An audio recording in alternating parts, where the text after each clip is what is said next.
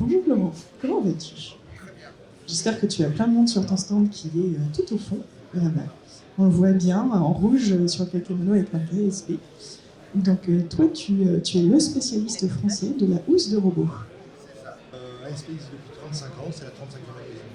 Cette année, on vient de les fêter justement, où on est spécialisé dans tout ce qui est protection de robots. Alors, dans les housses de robots, il faut savoir que si on les protège, c'est qu'il y a aussi parfois des raisons. C'est-à-dire qu'on a plusieurs gammes. On a la gamme, on appelle ça la gamme Easy, une gamme simple pour de la poussière, pour des copeaux. Ensuite, on a une gamme plutôt intégrale, où là on va protéger plutôt la mécanique. Alors ça va être plutôt sur des produits comme du lubrifiant, des choses comme ça. Et puis après on a une gamme complètement intégrale, où là on doit rendre le robot complètement étanche. Alors ça c'est plutôt dans une gamme plutôt agroalimentaire.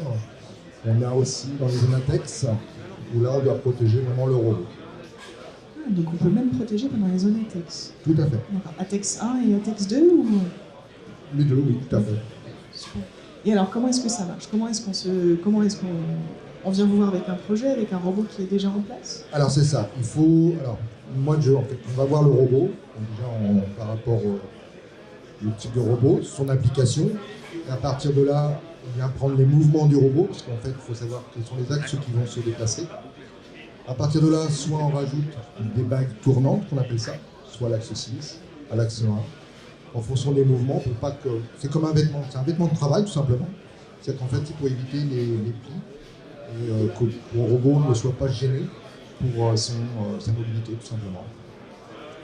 Donc je suppose que ce sont aussi des textiles techniques qui sont sur les housses. C'est fait avec quel type de composants? Tout à fait. Alors en fait, en fonction de son application, on a des tissus. Alors pour l'agroalimentaire, on a un tissu agroalimentaire. Ensuite, il faut savoir que maintenant les produits de plus en plus agressifs, on développe en permanence des tissus. Alors on a des tissus qui résistent à 1200 degrés par exemple. On va avoir des tissus pour de la soudure, on va avoir des tissus pour la peinture, on va avoir des tissus pour des lubrifiants. Enfin, voilà, pour chaque application, on a un tissu qui va s'adapter par rapport à ça. Donc en fait, on peut même imaginer un robot qui puisse au cours de sa vie changer d'application ou de filière. On pourra juste lui changer sa housse. C'est ça. Et on garde notre investissement, on garde le ROI de notre investissement. Tout à fait. On garde, voilà. En fonction du type de robot, on va garder son tissu ou alors on va adapter un nouveau tissu s'il change d'application, tout simplement. Voilà un petit peu que fait ASP.